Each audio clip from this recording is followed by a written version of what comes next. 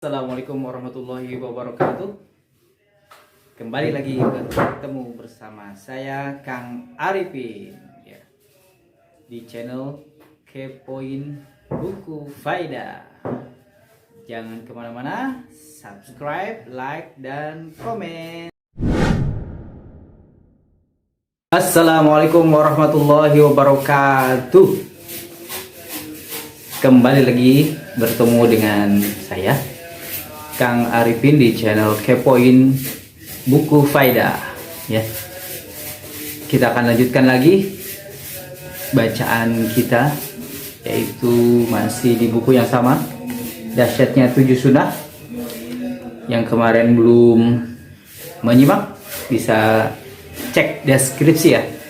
Di situ saya sertakan link dari mulai bab 1 sampai bab keempat. Nah, sekarang kita akan mendengarkan ya. Tentunya saya yang bacakan. Tenang aja, teman-teman cukup dengarkan, simak sampai bisa mendapatkan manfaatnya. Nah, sekarang kita akan bacakan kembali. Saya akan bacakan.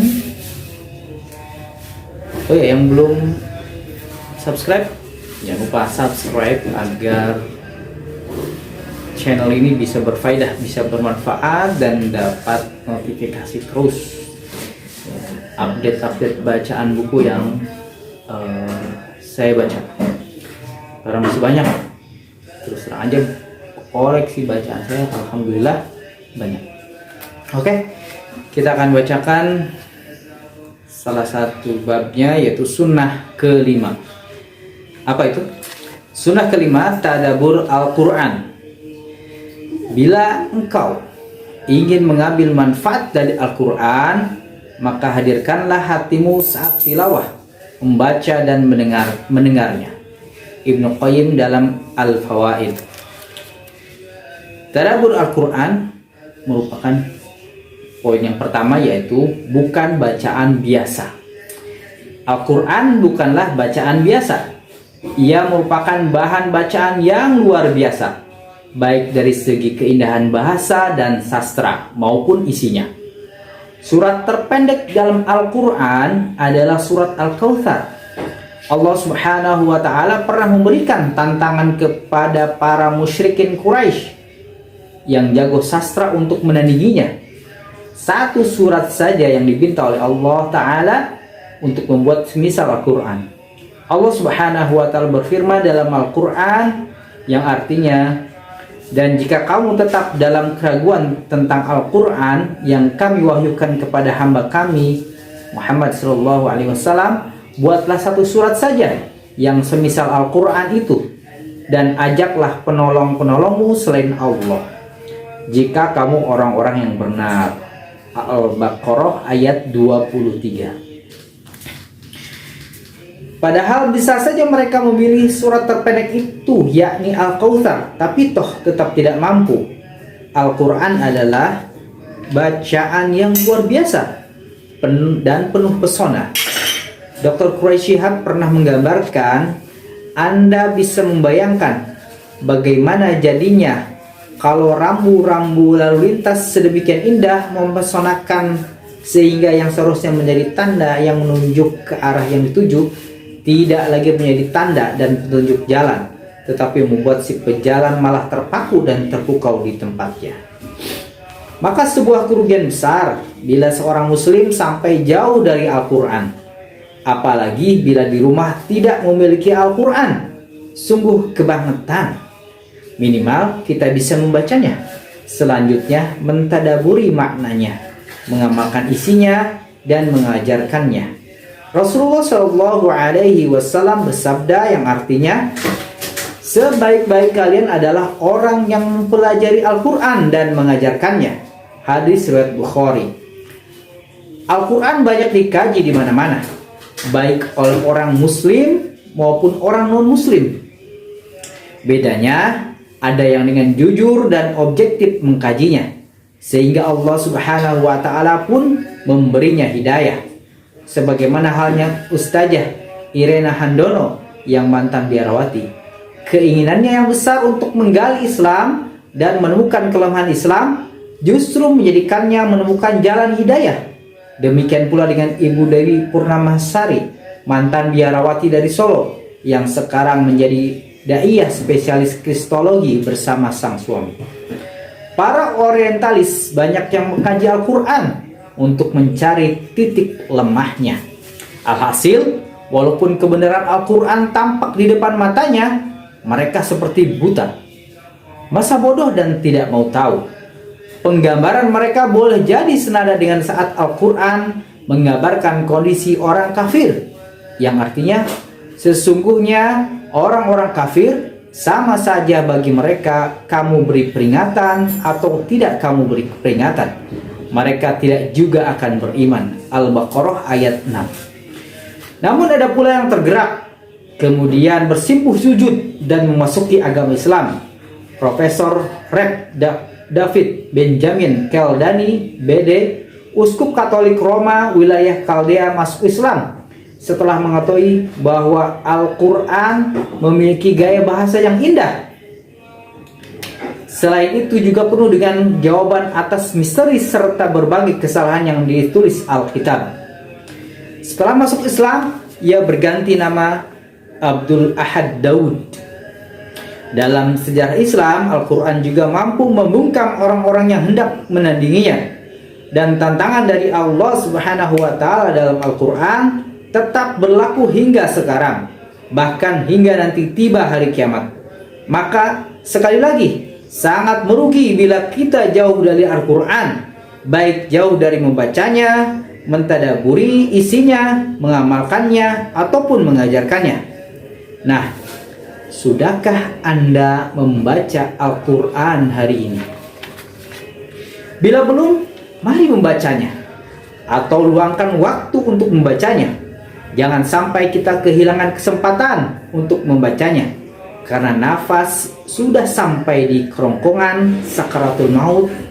Rasulullah SAW bersabda, sesungguhnya orang yang di dalam dadanya tidak ada sedikit pun dari Al-Quran, maka ia bagaikan rumah yang kosong. Hadis riwayat At-Tirmidzi. Al-Quran bukan bacaan biasa. Al-Quran adalah firman Allah Subhanahu wa taala yang dibawa oleh malaikat terpilih Jibril alaihissalam. Ajarannya meliputi seluruh makhluk, tidak hanya manusia, tapi juga bangsa jin. Allah Subhanahu wa taala berfirman, katakanlah hai Muhammad, telah diwahyukan kepadamu bahwasannya telah mendengarkan sekumpulan jin akan Al-Quran. Lalu mereka berkata, sesungguhnya kami telah mendengarkan Al-Quran yang menakjubkan. Al-Jin ayat 1. Dan ingatlah ketika kami hadapkan segerombolan jin kepadamu yang mendengarkan Al-Quran, maka tatkala mereka menghadiri pembacaannya, lalu mereka berkata, diamlah kamu untuk mendengarkannya. Ketika pembacaan telah selesai, mereka kembali kepada kaumnya untuk memberi peringatan. Al-Ahqaf ayat 29. Al-Quran juga menceritakan kisah nabi-nabi terdahulu dan kitab-kitab yang dibawanya. Al-Quran datang untuk membenarkan dan menyempurnakan kitab-kitab sebelumnya. Allah Subhanahu wa taala berfirman, dan kami turunkan kepadamu Al-Quran dengan membawa kebenaran, membenarkan apa yang sebelumnya, yaitu kitab-kitab yang diturunkan sebelumnya, dan batu ujian terhadap kitab-kitab yang lain itu. Al-Ma'idah ayat 48. Poin yang kedua, meraih sepenuh pahala. Membaca Al-Quran itu berpahala, baik bagi yang telah mahir maupun yang masih tertatih. Rasulullah SAW bersabda, orang yang mahir membaca Al-Quran, maka nanti akan berkumpul bersama-sama para malaikat yang mulia lagi taat. Sedangkan orang yang kesulitan dan berat jika membaca Al-Quran, maka ia mendapatkan 2 pahala. Hadis surat Bukhari dan Muslim. Bahkan Allah Subhanahu wa taala menilainya bukan berdasarkan berapa surat yang kita baca, tapi berapa huruf Alhasil, setiap huruf Al-Quran senantiasa dihitung pahala dan kebaikan oleh Allah Subhanahu wa Ta'ala. Rasulullah Shallallahu Alaihi Wasallam bersabda yang artinya, barang siapa yang membaca satu huruf dari kitab Allah Al-Quran, maka akan memperoleh satu kebaikan. Setiap satu kebaikan dibalas dengan 10 kali lipat. Aku tidak mengatakan alif lam mim itu satu huruf, tetapi alif satu huruf, lam satu huruf, dan mim satu huruf. Hadis riwayat At-Tirmizi. Bila kita mampu meluangkan waktu membaca koran, majalah, buku-buku ilmiah, artikel-artikel di internet, maka luangkan pula waktu untuk membaca Al-Quran. Bacalah dengan tartil, tadaburi maknanya, dan berusaha untuk mengamalkan apa yang terkandung di dalamnya. Sebaik-baik zikir menurut ulama adalah membaca Al-Quran dengan mushaf. Para salafus soleh banyak berinteraksi dengan Al-Quran, terutama di bulan Ramadan. Bila Ramadan tiba, mereka pun berlomba-lomba untuk membaca dan menghatamkannya. Imam As-Syafi'i menghatamkan Al-Quran dalam 60 kali di bulan Ramadan. Masya Allah. Sedangkan Qatadah radhiyallahu anhu menghatamkannya setiap 7 malam pada bulan biasa, setiap 3 malam pada bulan Ramadan, dan setiap malam saat Ramadan memasuki 10 hari terakhir. Masya Allah. Memasuki Ramadan, Imam Malik dan Imam Zuhri menutup majelis hadisnya dan menggantinya dengan mengkaji Al-Quran. Wajar bila mereka sangat getol dalam membaca dan mentadaburi di bulan Ramadan, karena bulan Ramadan adalah bulan penglipat gandaan pahala. Akan tetapi, idealnya tidak hanya di bulan Ramadan kita bersemangat untuk menjaring pahala melalui bacaan Al-Quran, dan di luar Ramadan pun hendaknya juga bersemangat. Jadikanlah Al-Quran sebagai jalan meraup pahala sebanyak-banyaknya. Jadikanlah Al-Quran sebagai tabungan amal yang akan kita tuai nanti di akhirat. Akhirat adalah yaumul zazar, atau hari pembalasan. Pada saat itu, setiap orang akan sibuk dengan urusannya masing-masing. Seorang suami tidak sempat lagi memikirkan nasib istrinya. Orang tua tidak sempat lagi memikirkan nasib anak-anaknya. Setiap orang sibuk memikirkan dirinya, memikirkan amal perbuatannya semasa di dunia, dan bersiap menanggung balasan seadil-adilnya dari Dia, Allah yang Maha Perkasa, Allah Azza wa Jalla. Pada saat itu hanya amal soleh yang mampu menolong seorang hamba. Kebaikan-kebaikan yang diperbuat semasa di dunia bisa menjadi perisai dirinya dari api neraka. Allah Subhanahu wa Ta'ala berfirman, dan ingatlah hari ketika ditiup sang sakala, maka terkejutlah segala yang di langit dan segala yang di bumi, kecuali siapa yang dikehendaki Allah, dan semua mereka datang menghadapnya dengan merendahkan diri. Barang siapa yang membawa kebaikan, maka ia memperoleh balasan yang lebih baik daripadanya. Sedangkan mereka itu adalah orang-orang yang aman, tentram daripada kejutan yang dahsyat pada hari itu. An-Naml ayat 87 sampai 89. Ingatlah pada hari itu ketika kamu melihat kegoncangan itu.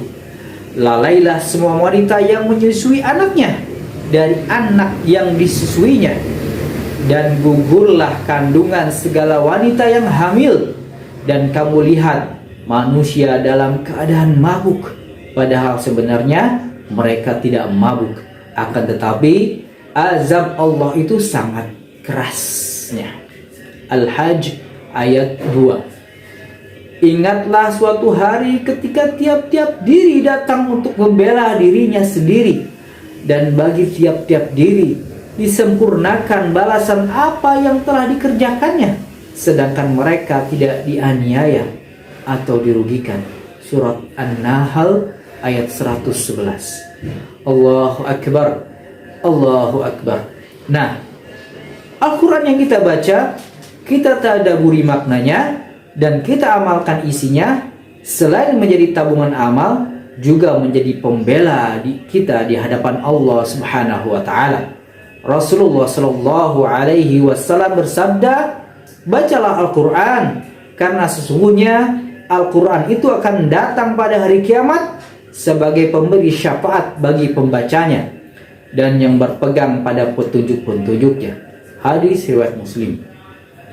Poin selanjutnya, gudang ilmu pengetahuan. Al-Quran adalah gudang ilmu pengetahuan. Segala ilmu pengetahuan di alam semesta ini bersumber dari Al-Quran, baik fisika, kimia, biologi, astronomi, dan sebagainya. Bila kita ingin mengetahui bagaimana proses terbentuknya janin biologi, Al-Quran menjelaskan yang artinya Dia menjadikan kamu dalam perut ibumu, kejadian demi kejadian dalam 3 kegelapan. Az-Zumar ayat 6. 3 kegelapan yang dimaksud adalah kegelapan dalam perut, kegelapan dalam rahim, dan kegelapan dalam selaput yang menutup anak dalam rahim. Ayat lain yang menggambarkannya dengan lebih lengkap, yang artinya, dan sesungguhnya kami telah menciptakan manusia dari suatu saripati berasal dari tanah, dalam tempat yang kokoh, yaitu rahim. Kemudian air mani itu kami jadikan segumpal darah, lalu segumpal darah itu kami jadikan segumpal daging, dan segumpal daging itu kami jadikan tulang belulang, lalu tulang belulang itu kami bungkus dengan daging. Kemudian kami jadikan dia makhluk yang berbentuk lain. Maka Maha Sucilah Allah, pencipta yang paling baik. Kemudian sesudah itu sesungguhnya kamu sekalian benar-benar akan mati. Kemudian sesungguhnya kamu sekalian akan dibangkitkan dari kuburmu di hari kiamat.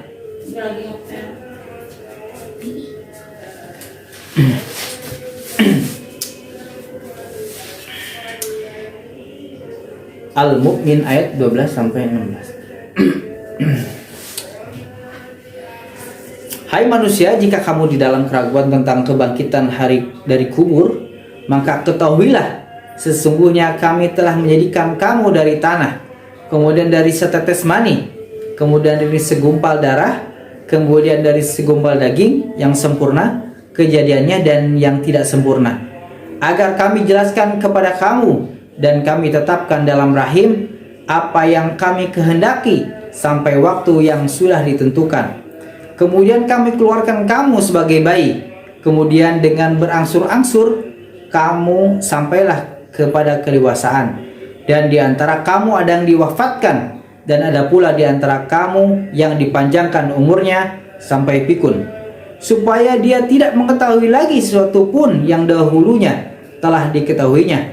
Dan kamu yang dipanjangkan umur, dan kamu lihat bumi ini kering, kemudian apabila telah kami turunkan air di atasnya, hiduplah bumi itu dan suburlah dan menumbuhkan berbagai macam tumbuh-tumbuhan yang indah. Surat Al-Hajj ayat 5. Dialah yang menciptakan kamu dari tanah, kemudian dari setetes mani, sesudah itu dari segumpal darah, kemudian dilahirkannya kamu sebagai seorang anak, kemudian kamu dibiarkan hidup supaya kamu sampai kepada masa dewasa, kemudian dibiarkan kamu hidup lagi sampai tua. Di antara kamu ada yang diwafatkan sebelum itu. Kami perbuat demikian supaya kamu sampai kepada ajal yang ditentukan dan supaya kamu memahaminya. Al-Mu'min ayat 67. Apakah manusia mengira bahwa ia akan dibiarkan begitu saja tanpa pertanggungjawaban? Bukankah dia dahulu setetes mani yang ditumpahkan ke dalam rahim, kemudian mani itu menjadi segumpal darah, lalu Allah menciptakannya dan menyempurnakannya. Lalu Allah menjadikan daripadanya sepasang laki-laki dan perempuan. Bukankah Allah yang berbuat demikian, berkuasa pula menghidupkan orang mati? Al-Qiyamah ayat 36 sampai 40. Bila kita ingin tahu proses terbentuknya hujan fisika, Al-Quran juga menjelaskan yang artinya, tidaklah kamu melihat bahwa Allah mengarak awan, kemudian mengumpulkan antara bagian-bagiannya, kemudian menjadikannya bertindih-tindih. Maka kelihatanlah olehmu hujan keluar dari celah-celahnya. Dan Allah juga menurunkan butiran-butiran es dari langit, yaitu dari gumpalan-gumpalan awan tersebut, gunung-gunung. Maka ditimpakannya butiran-butiran es itu kepada siapa yang dikehendakinya, dan dipalingkannya dari siapa yang dikehendakinya. Kilat awan itu hampir-hampir menghilangkan penglihatan. Surat An-Nur ayat 43. Allah, dialah yang mengirimkan angin, lalu angin itu menggerakkan awan, dan Allah membentangkannya di langit menurut yang dikehendakinya, dan menjadikannya bergumpal-gumpal, lalu kamu lihat hujan keluar dari celahnya. Maka apabila hujan itu turun mengenai hamba-hambanya yang dikehendakinya, tiba-tiba mereka menjadi gembira. Ar-Rum ayat 48. Bila ingin mengetahui bahwa teori Big Bang, bila ingin mengetahui bagaimana teori Big Bang, Al-Quran juga menjelaskan yang artinya. Dan apakah orang-orang yang kafir tidak mengetahui bahwasannya langit dan bumi itu keduanya dahulu adalah suatu yang padu, kemudian kami pisahkan antara keduanya, dan dari air kami jadikan segala sesuatu yang hidup, maka mengapakah mereka tiada juga beriman? Al-Anbiya ayat 30. Kemudian dia menuju kepada penciptaan langit, dan langit itu masih merupakan asap. Lalu dia berkata kepadanya dan kepada bumi, datanglah kamu keduanya menurut perintahku dengan suka hati atau terpaksa. Keduanya menjawab, kami datang dengan suka hati. Quran surat Fussilat ayat 11. Sungguh Al-Quran memang firman Allah subhanahu wa ta'ala, bukan perkataan manusia. Bila ia perkataan manusia, mungkinkah bisa menjangkau pengetahuan yang baru bisa terungkap sekitar 14 abad kemudian. Maka sebagai seorang muslim, amatlah rugi bila kita hanya berbangga dengan memiliki Al-Quran, sekedar berbangga lantaran memiliki suara yang merdu saat membacanya, namun tidak berupaya menggali isi yang terkandung di dalamnya. Lebih mengenaskan lagi saat Al-Quran hanya dijadikan barang keramat, dipajang untuk mengusir setan. Membaca dan mentadaburi Al-Quran artinya membaca buku dunia tentang alam semesta, awal dan akhirnya. Al-Quran adalah jawaban dari segala permasalahan dunia, baik hukum-hukum ilahiyah maupun insaniyah. Al-Quran mengatur tauhid, penghambaan seorang manusia kepada Tuhannya. Al-Quran juga mengatur hukum-hukum yang berkait dengan hukum kemasyarakatan, seperti jual beli, sewa menyewa, pinjam meminjam, termasuk di dalamnya kisos terhadap pembunuhan, pencurian, qazab, dan sebagainya. Sudahkah Anda membaca Al-Quran hari ini? Sudahkah Anda membaca Al-Quran hari ini? Sudahkah Anda membaca Al-Quran hari ini? Sudahkah berupaya menggali makna dan mentadaburi isinya? Banyak kitab tafsir beredar, baik yang masih asli berbahasa Arab maupun yang sudah diterjemahkan ke dalam bahasa Indonesia. Kalaupun belum sempat membacanya, minimal kita membaca terjemahnya. Harapannya dengan itu semakin lama akan tumbuh rasa cinta kita kepada Al-Quranul Karim. Sudahkah Anda membaca Al-Quran hari ini? Sudahkah berupaya mentadaburi isinya? Sudahkah berupaya mengamalkannya? Masih banyak manfaat-manfaat yang akan atau faedah-faedah ketika kita membaca Al-Quran dalam buku ini. Insya Allah akan kita teruskan di video selanjutnya. Jangan lupa subscribe, like, dan komen ya, karena itu penting agar bisa berkembang channel Kepoin Buku Faedah ini, dan tentunya juga bisa menambah ilmu bagi orang yang mendengarkannya ya. Ketika di-share channel ini akan berbuah pahala bagi Anda yang men-share-nya tanpa mengurangi pahala yang mengerjakannya ya. Ini yang dijanjikan oleh Rasulullah dan Allah dan Rasulnya.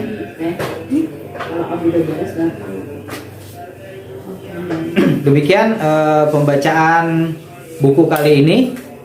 Mohon maaf jika ada kesalahan dan mohon maaf jika ada suara-suara yang kurang enak, kurang enak dilihat, kurang enak didengar ya. Karena terus terang aja kita masih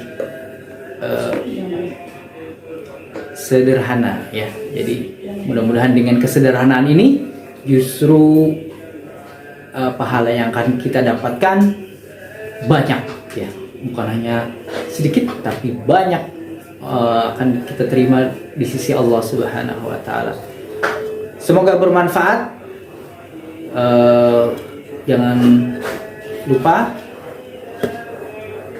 baca Al-Quran hari ini ya. Siapapun kita wajib untuk baca Al-Quran ya. Jangan lupa juga baca-baca zikir yang lainnya ya, zikir pagi dan petang dan sebagainya ya. Makasih Umi yang sudah mengingatkan. Makasih juga Sarah, anakku, yang sudah mengingatkan bahwa kita butuh Al-Quran, kita butuh zikir kepada Allah Subhanahu wa taala agar kita kuat menghadapi cobaan-cobaan dunia.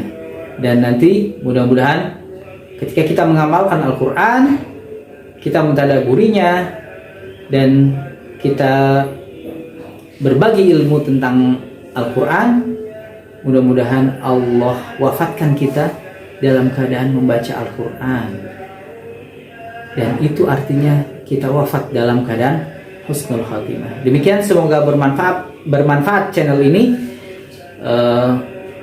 Kita akhiri dengan membaca doa kifaratul majlis. Subhanakallahumma wa bihamdika asyhadu an la ilaha illa anta astaghfiruka wa atubu ilaik. Assalamualaikum warahmatullahi wabarakatuh.